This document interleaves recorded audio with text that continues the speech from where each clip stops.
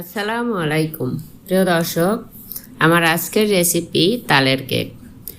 এই সময় প্রচুর পরিমাণে তাল পাওয়া যায় বাজারে, তাই তাল দিয়ে সবাই কিছু না কিছু তৈরি করে।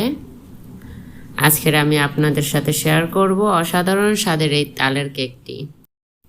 আপনারা বাসায় ট্রাই করলে বুঝতে পারবেন এটা খেতে কতটা অসাধারণ। চলুন তাহলে দেখে আসা যাক আজকের তালের কেক বানাতে কী কী উপকরণ লাগছে।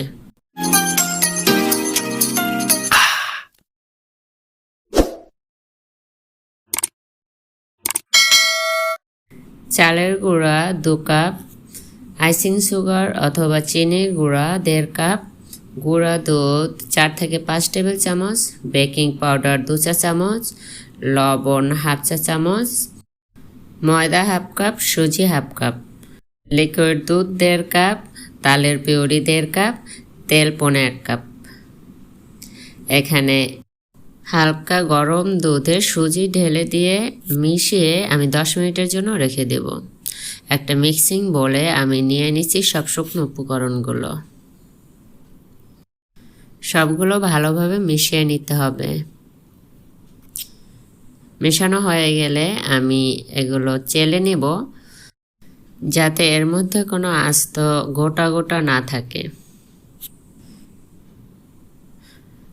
চালা হয়ে গেছে। এখন আমি দিয়ে দিচ্ছি আইসিং সুগার। এটাও আমি চেলে নিচ্ছি যাতে বড় কোনো গোটা না থাকে। এখন আমি ঢেলে দিচ্ছি দুধ এবং সুজির মিশ্রণটি। এটা ভালোভাবে মিশিয়ে নিতে হবে।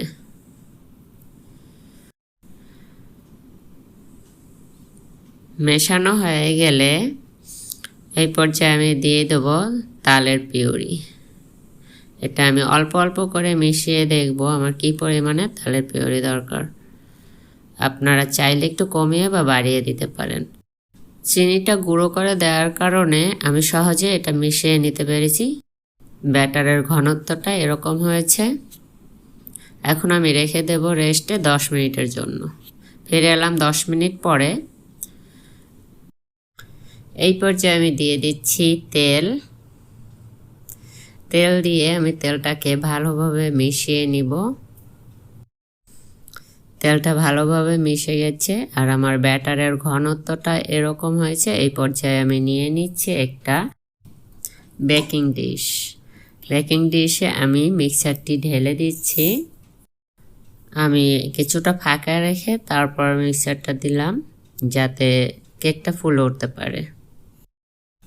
একটা কাঁটা চামচ দিয়ে আমি এভাবে ঘুরিয়ে ঘুরিয়ে নিচ্ছি, যাতে ভিতরে কোনো বাতাস আটকে না থাকে।